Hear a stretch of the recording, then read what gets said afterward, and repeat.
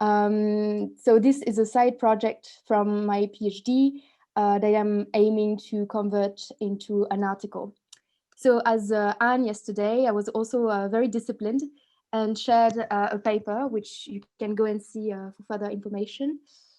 Um, so my talk today is titled The Unaccounted of Travel, Trajectories of a Menorcan Travel Journal Across the Early Modern Mediterranean. So in recent years, the trans-imperial trajectories of early modern diasporas, traders, and diplomats have generated growing interest among specialists of the early modern Mediterranean region. From the shores of Morocco all the way to the Black Sea, the traces left by itinerant individuals unearth the complexity of the Mediterranean as a shared world. Historians of the region have not been alone in their infatuation for travelers in the early modern world. From the Atlantic crossings of Spanish Moriscos to the Pacific journey of Alexo de Castro, the life trajectories of early modern globetrotters have been presented as ideal sources for crafting microhistories at the regional or even the global scale. In recent years, however, scholars like Sanjay Subramaniam and Jean-Paul Gabriel have issued compelling criticism of the concept of early modern globetrotter. Straying from descriptions of seamlessly mobile agents, their work outlined the tediousness of individual journeys and the power of the local context from which travelers originated. In this paper, I wish to follow up on this critique by concurring to the idea that there existed no such thing as a natural globetrotter in the early modern period. Instead, travel was the outcome of a lengthy apprenticeship, a digestion of a body of knowledge and know-hows, whose context was defined as the intersection of the particular needs of individuals on the one hand, and the specificities of the region across which they traveled on the other. Early modern travel across the Mediterranean, in other words, demanded particular skills that were far from innate. In this talk, by leaning on the unusual paper trail left by the trader and slave redeemer Juan Segui, I propose to investigate the nature and circulation of this knowledge about travel for a Menorcan trader in the late 16th century Mediterranean. So I think you can pass the first slide. Thank you. Okay, I would need the first slide from, oh yes, perfect. So Juan Segui's life story was not unusual in the late 16th century Mediterranean. Juan Segui was born on the island of Menorca, that you can see on the map. I'm sorry, it's in French. And he was captured as a child during the Turkish assault on the island in July 1558 and was taken to Istanbul as a slave together with his brother. So you can pass on to the next slide. After a few months, the young Segui managed to escape slavery and returned alone to his native island of Menorca. A few years later, he learned that his brother had survived and now lived as a renegade in Istanbul. Segui decided to sail to the Ottoman capital to convince him to return to the Christian faith.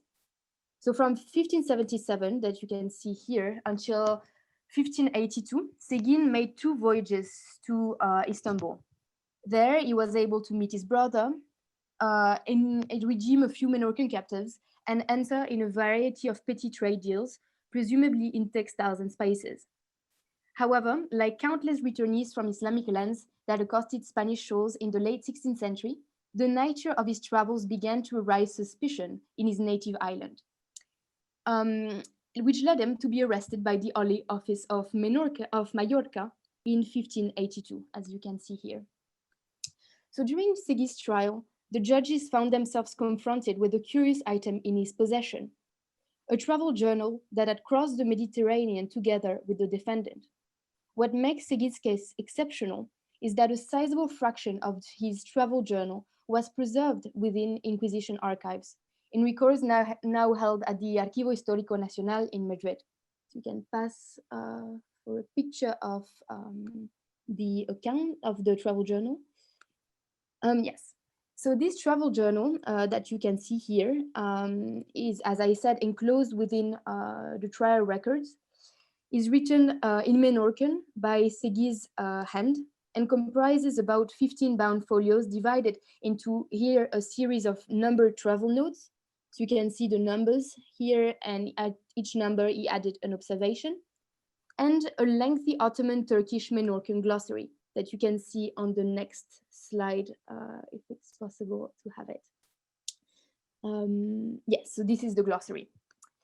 So as the travel notes from Segui include mentions of dates ranging from August to October 1577, I can safely affirm that this journal accompanied Segui during his first journey to the Ottoman Empire at the very least.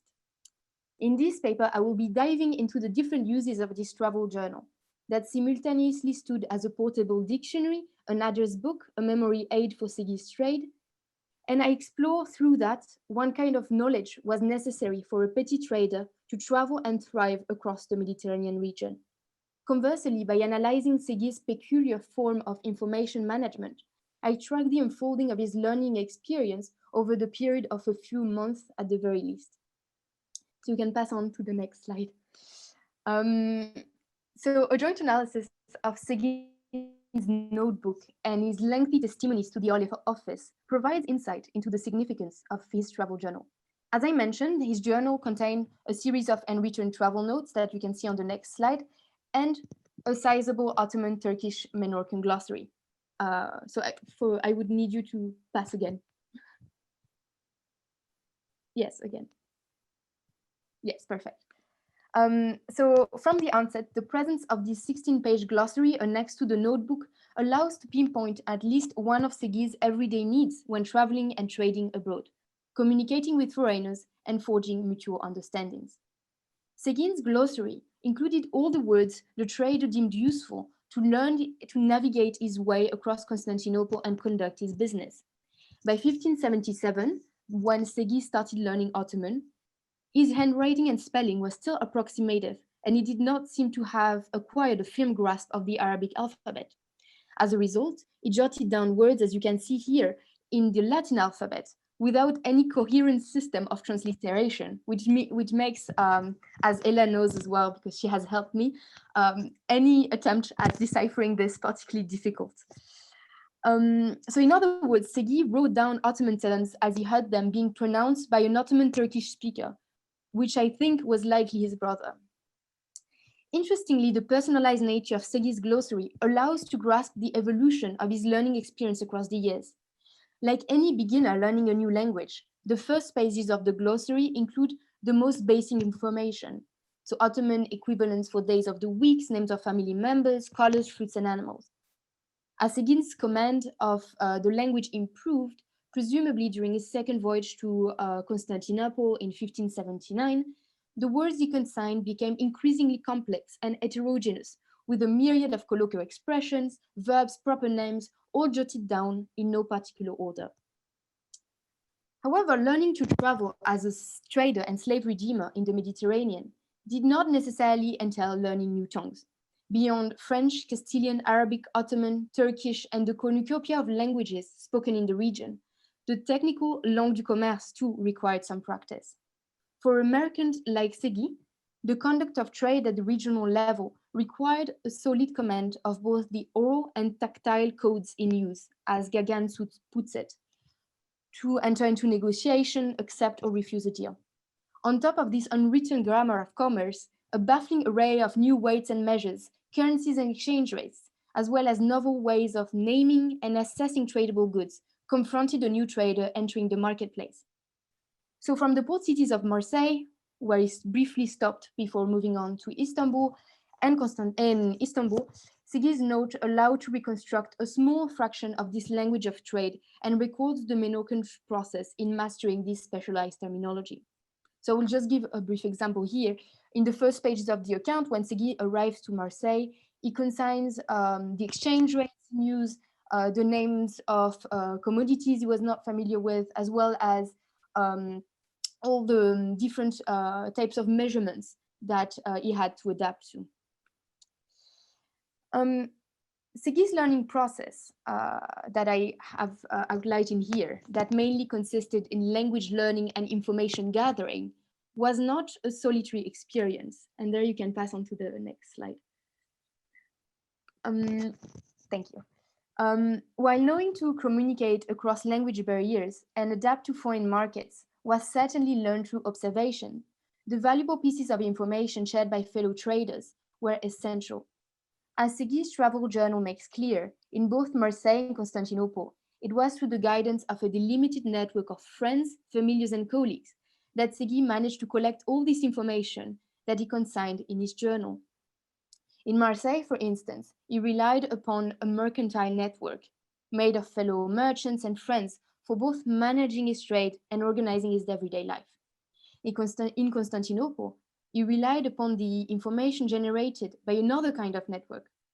Indeed, by the late 16th century, Constantinople was populated with a sizable Menorcan community, most of which had been captured, like Segui, during the 1558 attack on Ciutadella de Menorca. So by relying on this Menorcan network of informants in Constantinople, Segui managed to obtain information regarding the whereabouts of the captives he came to redeem. Beyond gathering information about the sole location of captives, the small Ciudadela de Menorca at the heart of the Ottoman capital was also instrumental for providing information and knowledge about where to find food, shelter, and comfort abroad. As proof of the matter, Segui carefully consigned all the dinners eaten at friends' table and the many nights slept in welcoming households in his journal. Thus, from Marseille to the Menorcan households of the Ottoman capital, Segui's notes allow to reconstruct how he productively used his network to gather information in order to develop his trade and organize his itinerants. So we can pass on then to the next slide. Thank you. So as this paper has made clear, across his two voyages from the island of Menorca to Constantinople via Marseille, Segui recorded the numerous pieces of information he had obtained from his trans-Mediterranean web of contacts into his travel journal. This journal, however, was not only used as a tool to inscribe useful knowledge, but also became a means to partake in its resharing with others. Across Segui's journey, the journal became the archive of these two distinct yet intertwined processes. During her husband's trial, the testimony of Segui's wife, Anna, hints at this crucial function of the capture notebook. When she was asked by the inquisitors about the strange volume brought back by her husband from Constantinople, Anna replied that he had indeed brought back from Turkey, I quote, a book of memories in which there is much to laugh about. Anna Segui's comments matches the peculiar form of her husband's account, a list of notations that included information about commodities, people, as well as funny tales and stories that allowed him to both record information for himself and record information about learning to travel abroad, and also reshare it within a circumscribed circle of colleagues, friends, and familiars.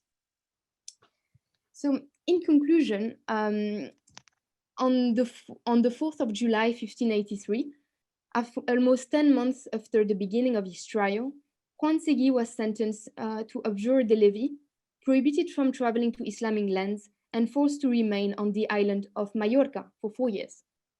After Segui abjured, the judges closed this case, hoping that the itinerant Menorcan would once and for all permanently settle in the Balears. Their hopes were soon disappointed. As soon as early 1584, Segui had left the island and headed towards the Spanish mainland. In December 1586, a little more than 4 years after his sentence, Segui's name can be spotted in the Spanish crown registers now held at Simancas, which go under the name of Libros de Paso. Segui had just traveled to Madrid for unspecified business and was now sailing back to Menorca.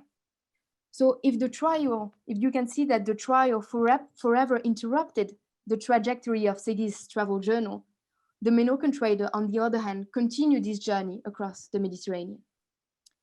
If the life trajectory of this trader and slave redeemer was not uncommon in the region, as people like Natividad Planas have showed, his travel journal stands as a unique source for unearthing the contours of knowledge about travel in the late 16th century Mediterranean. Once Segui departed from the familiar landscapes of Ciudadela of Menorca, juggling between languages and repertoires became critical skills for him to survive and thrive in two of the biggest trade hubs of the Mediterranean region. While the journal sheds light on this single learning experience, Segui's education to travel did not occur in the abstract. On the contrary, his successful apprenticeship was the outcome of his integration within various information networks, mercantile in Marseille, diasporic in Constantinople, in which knowledge about how to travel abroad circulated. Within these trans-Mediterranean webs of informants, Segui was an active participant. Not only did he collect pieces of useful information, critical for the development of his trade and the organization of his everyday life abroad, but he seems to have used this very paper to reshare this information with others. The glimpses of this transfer of knowledge enshrined within this paper journal hint at the wider network of informal knowledge about communities, lodgings, and people in the early modern Mediterranean region. So in conclusion, if famous travel accounts like those of Pierre Bellon-Dumont or Guillaume-Joseph Grelot offer rich descriptions of foreign customs, foodstuff and foodways, architecture and landscapes, they remain silent when one seeks to understand how travelers moved across the early modern Mediterranean region, or even how they learned to become mobile. In contrast, the richness of Segui's captured journal, that was never published and never meant to be published, makes it a particularly pertinent source to deconstruct this idea of effortless mobility within the region, thereby inviting to continue to diversify the body of sources employed to explore the question of movement in the early modern period. And in that body of sources, I believe that the sources and the objects collected by the Inquisition will play a particularly interesting role. In other words, Segui's travel journal demonstrates that looking beyond diplomatic correspondence and published travel accounts can provide fresh perspectives on the amount of work and studying that a successful Mediterranean journey truly entailed. Thank you.